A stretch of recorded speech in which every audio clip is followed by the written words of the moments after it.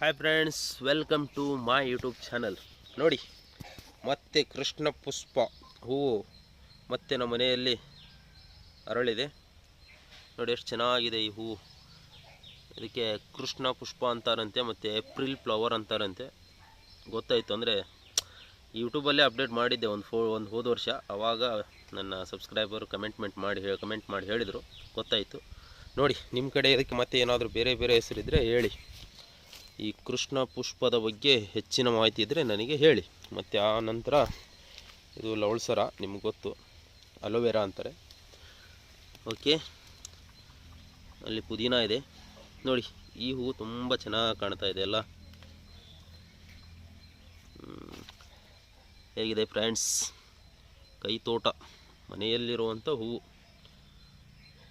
ಮಲ್ಲಿಗೆ ಹೂವಿನ ಸೀಸನ್ ಮುಗಿದಿದೆ.